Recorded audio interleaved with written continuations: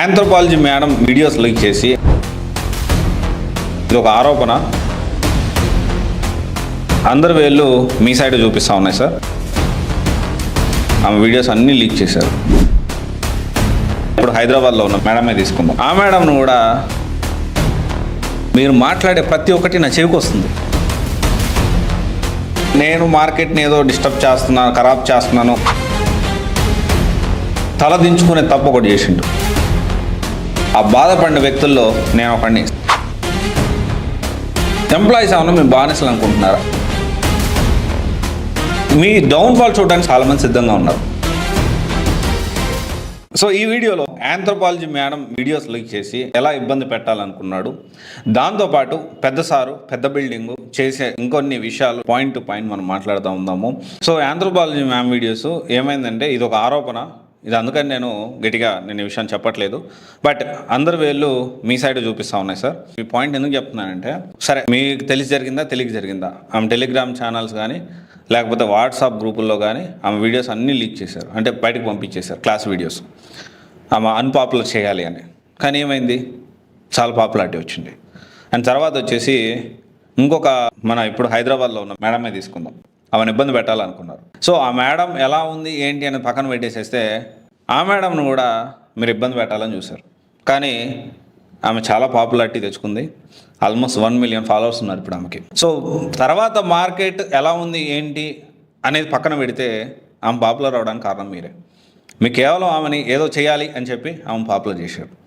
తర్వాత వచ్చేసి ఫ్యాకల్టీస్ విషయంలో కూడా చాలామందిని మీరు హ్యూమిలేట్ చేస్తూ, ఇన్సల్టింగ్గా మాట్లాడుతూ, మీ రివ్యూ బాగలేదు, మీ స్టూడెంట్స్ ఫీడ్బ్యాక్ బాగలేదు, క్లాస్లో కుళ్ళు జోకులు వేస్తూ ఉన్నారు అని సీనియర్ ఫ్యాకల్టీని మీరు ఇన్సల్ట్ చేసి బయటికి పంపిస్తున్నారు. పంపించేదానికి కూడా ఒక పద్ధతి అనేది ఉంటుంది, గుర్తుపెట్టుకోండి. అండ్ వాళ్ళందరూ కూడా ఖచ్చితంగా ఈరోజు కాకపోయినా రేపైనా కానీ సీనియర్ ఫ్యాకల్టీ మళ్ళీ నిలబడతారు. అండ్ వీళ్ళ స్థానంలో ఒక ప్రిలిమ్స్ కూడా క్లియర్ చేయని వాళ్ళని స్టార్ ఫ్యాకల్టీస్ చేస్తూ ఉన్నారు. సో నేను ఒకటే చెప్పొచ్చేది ఏంటి అంటే, మనం ఎప్పుడు క్వాలిటీ మీద మీరు ఫోకస్ చేయండి.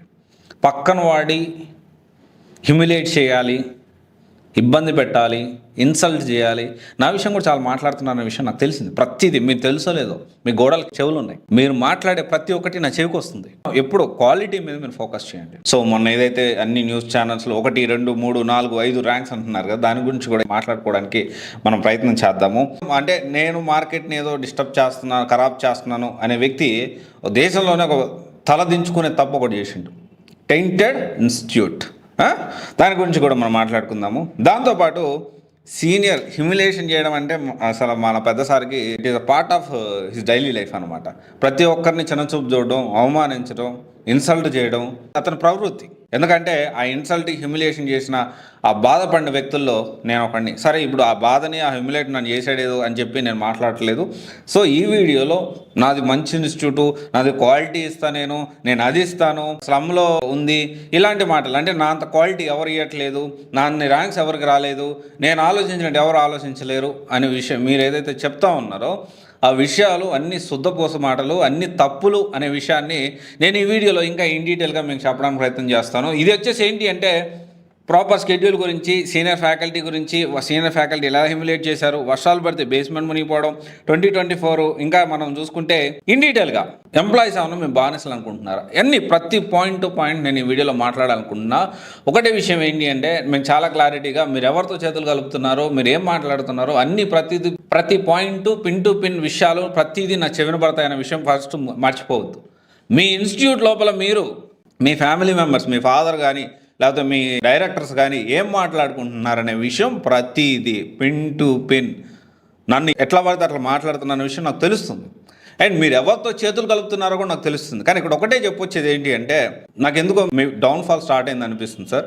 నాకెందుకో మనసులో బాగా బలంగా అనిపించింది. నేను మీకు చెప్తా ఉన్నాను, మీ మీద నాకు నిజంగా ఇప్పటికీ కూడా I don't have any personal issue with you. నాకు పర్సనల్ ఎజెండా అనేది లేదు.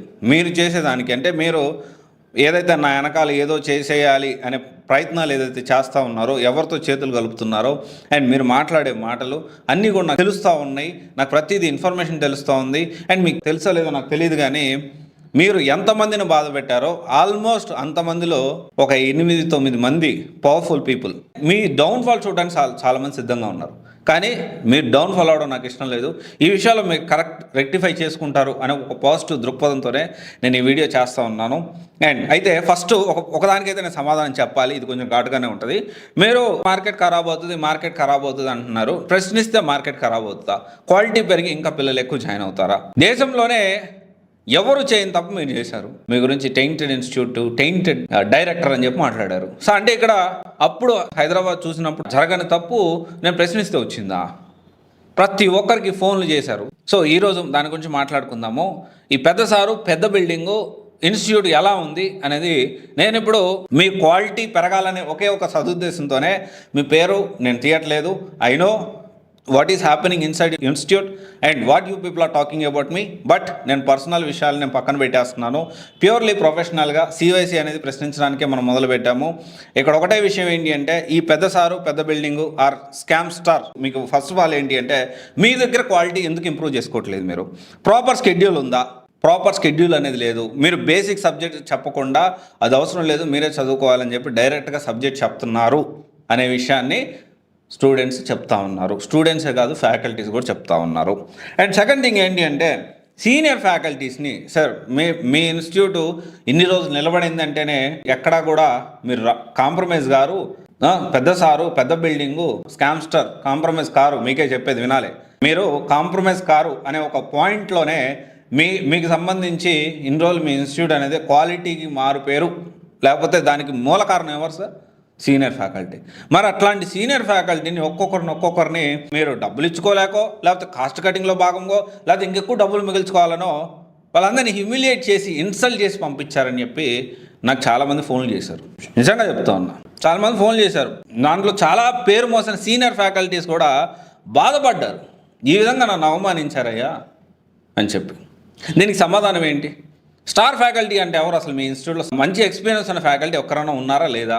అండ్ తర్వాత వచ్చేసి 2024లో చాలా మీరు మాట్లాడారు, అన్ని ర్యాంక్స్ వచ్చాయి, ఇన్ని ర్యాంక్స్ వచ్చాయని చెప్పి అన్ని వార్తల్లో రిజల్ట్స్ వచ్చినప్పుడు హడావుడి చేశారు. సో మీకు ఒకటే క్వశ్చన్ అడుగుతా ఉన్నా, ప్రిలిమ్స్ 2024లో మీ దగ్గర కోచింగ్ తీసుకున్న వాళ్ళు దాదాపు నాకు తెలిసి 900 నుంచి 1300 మధ్యలో ఉండొచ్చు. 900 కాదు, 700 అనుకుందాం, లేదా 600 అనుకుందాం, లేదా పోనీ 500 అనుకుందాం. తక్కువలో తక్కువ 500 అనుకుంటాం. డెఫినెట్లీ మీరు ఇంకా ఎక్కువ అడ్మిషన్స్ అయ్యి ఉంటాయి. నేను అనుకోవడం అయితే 900 నుంచి 1300 మధ్యలో అయ్యి ఉంటుంది. సరే, ఓకే, దాని గురించి పక్కన పెడితే ఎంతమంది ప్రిలిమ్స్ క్లియర్ అయ్యారు? నాకు ఇంతమంది ర్యాంక్స్ వచ్చాయి, ఇన్ని ర్యాంక్స్ వచ్చాయి అని చెప్పేదానికంటే ముందు ఎంతమంది ప్రిలిమ్స్ క్లియర్ చేశారు మీ ఇన్స్టిట్యూట్ నుంచి అది చెప్పండి. అది లిస్ట్ పెట్టండి, పెద్ద మీ నోటీస్ బోర్డులో పెట్టండి. కొత్తగా జాయిన్ అయ్యే వాళ్ళకి మోటివేషన్ ఉంటుంది. అండ్ తర్వాత వచ్చేసి లిఫ్ట్ ఇష్యూ. ఇంత పెద్ద బిల్డింగ్ కట్టి, నేను ఒకటే చెప్తా ఉన్నా, మన ఢిల్లీలో ఒక ఇన్సిడెంట్ జరిగింది, Rau's IAS incident. Rau's IAS ఇన్సిడెంట్లో పిల్లల ప్రాణాలు పోయాయి. ఇన్స్టిట్యూట్ తప్పే అని చెప్పి దానికి ఇప్పుడు సీజ్ కూడా ఉంది. సో అది కాలక్రమేణా తెలుస్తూ ఉంటుంది. ఓవరాల్గా అయితే అక్కడ స్టడీ అవర్స్ పెట్టడం అనేది తప్పే. దానికి సంబంధించి పిల్లల ప్రాణాలు పోయాయి. నేను ఇప్పుడు ఎందుకు మాట్లాడుతున్నానంటే, మీ బిల్డింగ్కి ఫైర్ సేఫ్టీకి సంబంధించిన పర్మిషన్లు ఉన్నాయా? ఇది క్లారిటీగా చెప్పాలి. రీసెంట్గా అసలు నాకు తెలిసింది ఏంటి అంటే, వర్షాలు వస్తే బేస్మెంట్ మునిగిపోయిందని, పిల్లల పుస్తకాలు తడిచిపోయాయని ఇన్ఫర్మేషన్. సరే, అది ఓకే, అది అన్ఎక్స్పెక్టెడ్ జరుగుండొచ్చు, దాన్ని ప్రకృతి వైపరీత్యంగా మనం పరిగణించవచ్చు. కానీ ఇక్కడ ఒక్కటే చెప్పొచ్చేసి ఏంటి అంటే, మీ బిల్డింగ్కి అన్ని పర్మిషన్స్ ఉన్నాయా? పిల్లల ప్రాణాలతో చెలగాటమాడుతున్నారా? అంటే నేను అనుకోవడం పెద్ద మీకు సమస్య కాదు. ఎందుకంటే పిల్లల ప్రాణాలు మీకు పెద్ద లెక్క ఉంటుందని నేను అనుకోను. ఎందుకంటే చాలామంది పర్సనల్ లైఫ్తో మీరు ఆడుకొని ఉన్నారు. చాలా బాగా గేమ్ ఆడతారు, మీరు బాగా తెలుసు. సొద్దుపోస మాటలు మాట్లాడుతూ ఉంటారు. మరి సొద్దుపోస మాటలు మాట్లాడేవైతే టెయింటెడ్ ఇన్స్టిట్యూట్, టెయింటెడ్ డైరెక్టర్, దేశం మొత్తం తలెత్తుకొని చూసింది. ఎవర్రా సామీరు అని చూడలేదా? చూసింది కదా. నేను ఇంకా డీప్గా వెళ్ళట్లేదు. డీప్గా వెళ్ళకపోవడానికి కారణం ఏంటి అంటే, మీరు మారి క్వాలిటీ మంచిగా పక్కన వాళ్ళ మీద ఫోకస్ కాకుండా మీకు ఇన్సైడ్గా ఏం జరుగుతుంది, ఇన్స్టిట్యూట్ మీద ఫోకస్ చేస్తారని ఒక పాజిటివ్ దృక్పథమే. కానీ అందుకనే నేను నాకు ఇన్ఫర్మేషన్ ఉన్నప్పటికీ, పక్కా ఇన్ఫర్మేషన్ ఉన్నప్పటికీ, ఈ విధంగా ఈ ఫ్యాకల్టీని నన్ను హ్యూమిలేట్ చేశారనే ఇన్ఫర్మేషన్ ఉన్నప్పటికీ స్టూడెంట్స్ అందరికి కూడా చెప్తా ఉన్నా, మీరు ఇన్స్టిట్యూట్ జాయిన్ అయ్యేటప్పుడు సేఫ్టీ ఉందా లేదా? ప్రాణాలకు సేఫ్టీ లేని తర్వాత మనం అక్కడ జాయిన్ అయ్యే ఉపయోగం ఉంది, వాళ్ళ ఇబ్బంది అయితే. అండ్ సెకండ్ థింగ్ వచ్చేసి 5 ఫ్లోర్లు 6 ఫ్లోర్లు లిఫ్ట్లో 2 పడితే ఏ విధంగా ఎక్కి దిగలుగుతారు చెప్పండి? కొంచెం అన్న మానవత్వం ఉందా మీకు? లిఫ్ట్ కూడా 10-15 రోజులు పనిచేయదు, అవునా? 10-15 రోజులు ఆ లిఫ్ట్ కూడా పనిచేయదు. మరి ఇలాంటి పరిస్థితి ఉన్నప్పుడు ఎందుకని సార్, ఎందుకని పిల్లల్ని వాళ్ళ దగ్గర 1.5 నుంచి 2 లక్షలు వసూలు చేసుకుంటున్నారే? బిల్డింగ్ కట్టేటప్పుడు మీరు కనీసం ఆలోచించలేదా పిల్లల కోసం? 6 ఫ్లోర్లు, 7 ఫ్లోర్లు, 5 ఫ్లోర్లు, 4 ఫ్లోర్లు, పిల్లలు ఏ విధంగా ఎక్కి దిగలుగుతారు? మీ బ్యాచ్కి ఏమైనా తక్కువ ఉన్నారా? 200 నుంచి 250 మంది ఉన్నారు, అవునా? 150 నుంచి 200 అనుకుందాం. ఎన్నిసార్లు పైకి కిందకి లిఫ్ట్ తిరగాలి? ఎంత టైం పడుతుంది కిందకి పైకి తిరగడానికి?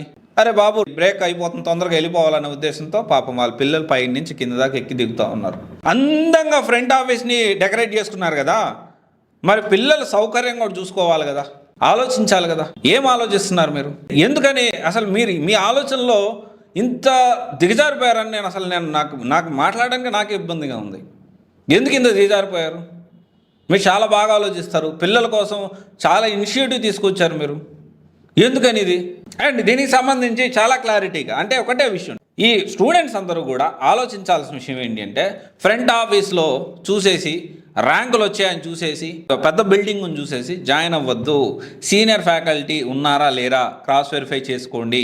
ఈ పెద్ద సారు, పెద్ద బిల్డింగు, లేకపోతే టెయింటెడ్ ఇన్స్టిట్యూట్ని సెలెక్ట్ చేసి జాయిన్ అయ్యేటప్పుడు. అండ్ సెకండ్ పాయింట్ వచ్చేసి ప్రిలిమ్స్ ఎంతమంది క్వాలిఫై అయ్యారు, మెయిన్స్ ఎంతమంది క్వాలిఫై అయ్యారు, దీంతోపాటు సేఫ్టీ, అన్ని సేఫ్టీ ప్రికాషన్స్ ఉన్నాయా లేవా, ఇవన్నీ మీరు ఆలోచన చేసి డెసిషన్ తీసుకోండి. అండ్ ఒకటే చెప్తా ఉన్నాను, మీ ఎంప్లాయీస్ మీ బానిసలు కాదు, వాళ్ళని కొంచెం మంచిగా చూసుకోండి. ఒకసారి మన దగ్గరే, నేను ఆయన దగ్గరే నేర్చుకున్నా. ఆయన పేరు నేను కొంచెం మార్చి చెప్తున్నా, మీకు అర్థమైద్ది అనుకుంటున్నా.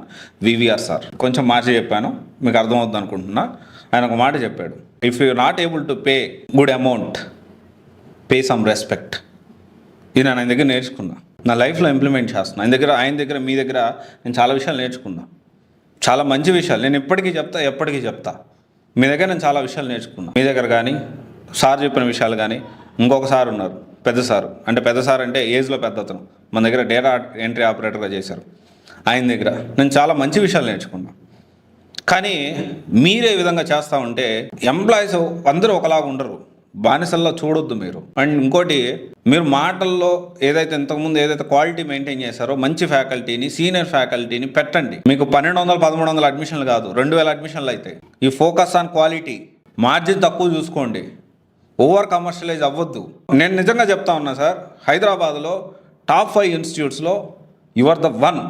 గత 7-8 సంవత్సరాల నుంచి మీది ఆ టాప్ 5లోనే ఉంది, అడ్మిషన్ పరంగా, క్వాలిటీ పరంగా, లేకపోతే వేరే పరంగా, అన్నిటి పరంగా కూడా ఏ టర్మ్స్లో చూసుకున్నా. కానీ దిగజారిపోతుంది, అది మీరు అర్థం చేసుకోలేకపోతున్నారు. సో నేను ఒకటే ఫైనల్గా చెప్పేది ఏంటి అంటే, మీరు క్వాలిటీ మీద ఫోకస్ చేయండి. మీరు ఎవరితో చేతులు కలుపుతున్నారు, మీ స్థాయి దిగజారిపోతూ ఉంది. I think me downfall start అయిందని నేను అనుకుంటున్నా, అవ్వకూడదని నేను కోరుకుంటా ఉన్నా. నిజంగా మనస్ఫూర్తిగా మనసులో అని చెప్తా ఉన్నా, మీరు డౌన్ఫాల్ అవ్వకూడదు, మీరు పడిపోకూడదు, మీరు నిలబడాలి. క్వాలిటీ ఇచ్చే వన్ ఆఫ్ ద ఇన్స్టిట్యూట్లో మీద ఒకటి, దాన్ని నిలబెట్టుకోండి మీరు. కానీ ఈ డబ్బులు కాడ కాస్ట్ కటింగ్లో భాగంగా సీనియర్ ఫ్యాకల్టీని ఇన్సల్ట్ చేసి పంపించడము, జూనియర్ ఫ్యాకల్టీని స్టార్ ఫ్యాకల్టీ చేయడం, అసలు ప్రిలిమ్స్ క్లియర్ చేయడం స్టార్ ఫ్యాకల్టీ చేయడము, ఈ సేఫ్టీ ఇష్యూస్ ఉన్నాయి. నాట్ ఓన్లీ ఇది, వేరే సేఫ్టీ ఇష్యూస్ కూడా ఉన్నాయి. నేను అది మాట్లాడదలుచుకోలేదు, మీరు అది రెక్టిఫై చేసుకుంటారనుకుంటున్నాను. అమ్మాయిల సేఫ్టీ విషయంలో కూడా ప్రశ్నలు తలెత్తుతూ ఉన్నాయి, ఇన్ఫర్మేషన్ వస్తూ ఉంది. సో ప్లీజ్ జాగ్రత్త పడండి దాంట్లో కూడా. Thank you.